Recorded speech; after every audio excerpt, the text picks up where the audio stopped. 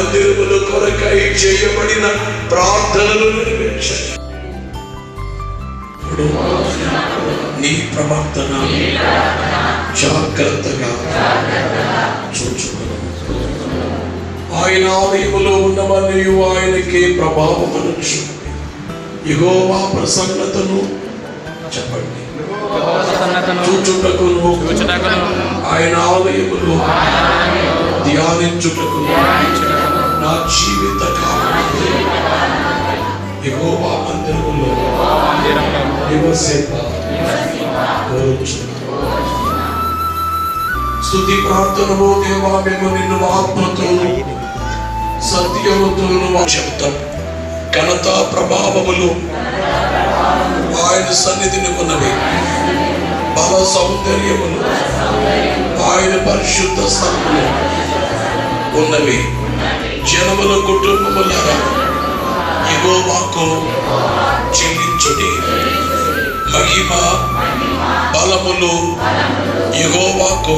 హృదయాన్ని అలాంటి హృదయములో ప్రభువే ఉంటారు. నీ దేహమే దేవునికి ఆలయం. నీ దేహము దేవునికి ఆలయము. ఈ దేహాన్ని కట్టింది దేవుడు. మన తల్లి గర్భములో ఉండగా ఈ దేహాన్ని దేవుడు నిర్మించాడు. కళ్ళెట్లా ఉండాలో, చెవులెట్లా ఉండాలో, ముక్కెట్లా, నోరెట్లా, వ్రేళ్ళెట్లా, గోర్లెట్లా ఉండాలో అంతా నిర్మించినటువంటిది దేవుడు. ఇది దేవుడు కట్టారు. ఈ మందిరాన్ని ఎట్లయితే మీరు రెవరెండ్ జకరియా గారు, ఎస్తేరమ్మ కుటుంబం, సంఘమంతా మీరందరూ కలిసి దేవుడిచ్చిన చక్కటి స్థలం, హైవేకి రోడ్డుకి చాలా దగ్గర స్థలం, ఇబ్బంది లేని స్థలం. ఈ స్థలం ఇచ్చి మందిరాన్ని ప్రభు కృపతో మీరు ఎలా కట్టుకున్నారో దేవుడు మనల్ని కట్టారు. మనల్ని దేవుడు కట్టారు కనుక మనము దేవునికి మందిరముగా ఉండాలి. కానీ విచారం ఏంటంటే దేవుడు కట్టిన ఈ మందిరములో దయ్యాలు నివాసం చేస్తారు. ఈ దేవుడు కట్టిన ఈ మందిరాన్ని మనిషి దయ్యమునికి ఇచ్చేసాడు. సారాకి ఇచ్చాడు, వ్యభిచారమునికి ఇచ్చాడు, దొంగతనానికి ఇచ్చాడు, విగ్రహారాధనకి ఇచ్చాడు. ఈ హృదయము నిండా దేవుడు ఉండాలి, కానీ హృదయము నిండా సైతానే. హృదయము నిండా సైతాను కార్యాలే, సైతాను రీతే. ఈ రోజు నీ మందిర ప్రతిష్ట రోజును మీకు తెలియజేసే మాట ఏమిటంటే, ఈ రోజైనా కానీ నీ హృదయాన్ని కడిగేసుకుని ఈ మందిర ప్రతిష్ట రోజున నిన్ను శుభ్రం చేసుకుని యేసు రక్తముతో కడిగేసుకుని, తండ్రి ఈ రోజు నుంచి నా దేహము నీకు మందిరము. మీలో ఎవరైనా ఇంకా పని చేయకపోతే ఈ వేళ చేయి. ఆ రోజే నీలోకి యేసయ్య వచ్చిన రోజు. నీవు ఏ రోజున యేసు రక్తముతో కడగబడ్డావో ఆ రోజు నీ జీవితములో ముఖ్యమైన రోజు. యేసు రక్తముతో నీ పాప హృదయం అంతా కూడా కడిగేసుకుని శుద్ధి చేసుకుని, యేసు రక్తము ప్రతి పాపము నుండి మనలను పవిత్రులుగా చేయును. యేసు ఎవరి హృదయములో ఉన్నారు వారే రేపు మోక్షానికి వెళ్ళేవారు. వాడికి తిన్నట్టుగా తెలుస్తుందో యేసు ఎవరిలో ఉన్నారో ఉన్నట్టుగా తెలుస్తుంది. యేసు ఉంటే, యేసు నీలో ఉంటే ఉండినట్లుగా తెలుస్తుంది. యేసు నీలోకి వస్తే నీవే దేవునికి మందిరం, నీవే దేవునికి మందిరం.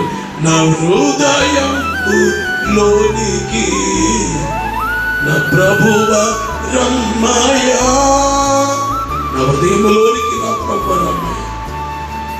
నిన్ను మోసేదం ప్రభు రక్తము తుడిచేదం. యేసు ప్రక్కన నన్ను కూర్చోబెట్టుకోవడం కోసం చనిపోయాను. లేకపోతే నేను పాతాళానికి వెళ్ళి పాతాళం తర్వాత నరకములో సైతాను దయ్యాలతో నేను కాలాను. కానీ నాకే భాగ్యం ఇచ్చారంటే పరలోకములో యేసుతో పాటు ఉండే భాగ్యం నాకే కాదు, మీకు అందరికీ ఆ భాగ్యం ఇచ్చారు. మీ అందరికీ చెప్పేది ఏమిటంటే, నీ దేహము దేవుని మందిరమై, నీ దేహము దేవుని ఆలయము, నీ దేవుడు మలచిన మందిరము, నీ దేహము ఆలయము, మలచిన సజీవయగముగా నీచేదవా, నీచేదవా, నీచేదవా, సమర్పణ నీ దేహము సమర్పణ నీ దేహము దేవుని ఆలయము. ఇలా చూడండి, ఆఖరిగా ఇంకొక మాట, ఎవరి దేహములోకి యేసునాథుడు వస్తారో ఆడ జీవితాలండి, వాడండి, ఆడ పొందే సంతోషము నాటి సంతోషం ఇంకెవరు పొందరండి. అది ఎవరు చెప్పాలంటే ఆడే చెప్పాలి. యేసు ఎవరిలో ఉన్నారో ఆ సంతోషాన్ని వాడే చెప్పాలి. ఆ సంతోషం ఈవేళ నామకాత క్రైస్తవులకు తెలియదు. ఆదివారం ఆరాధన వస్తే పొలానికి వెళ్ళిపోతారు పనికి, వాళ్ళకి తెలియదు. వ్యాపారానికి వెళ్ళిపోయే వాడికి తెలియదు. ఉద్యోగానికి వెళ్ళిపోయేవాడు తెలియదు. అది అనుభవించిన వాడికి మాత్రమే తెలుస్తుంది.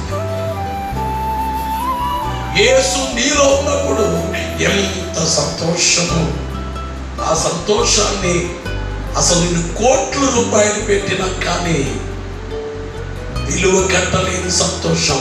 అందుకని రంపము తెచ్చి అట్లా పెట్టి నువ్వు యేసుని విడిచిపెట్టంటే, నేను విడిచిపెట్టను, కోసే చంపేసి నేను విడిచిపెట్టను. రంపాలతో కోసిన, కొట్టడుతో నరికిన, చెట్ల కొమ్మలకు వేలాడ తీసిన, అడవి మృగములకు ఆహారముగా వేసిన, జీవ సమాధి చేసిన, సిలువ వేసి చంపిన, తాడులో ఉంచి చంపిన విడిచిపెట్టలేమన్నారు. అందుకే వేళ యేసు ప్రభువుని తెలియని వారికి అర్థం కాదన్నమాట. ఎందుకురా వీళ్ళంత నీచంగా చూచినా ఎందుకు విడిచిపెట్టట్లేదు? యేసు ప్రభు మన దేవుడు కాదంటాం, విదేశీ దేవుడు అంటాం, విమర్శిస్తాం, నవ్వుతాం, బైబిల్ పట్టుకుంటే నవ్వుతాం, అయినా విడిచిపెట్టట్లేదు. ఏమైంది అంటే అందులో ఉండే రుచి నీకేం తెలుసు? రుచి నీకు తెలిస్తే ఆ రుచిలోకి నీ వస్తాం.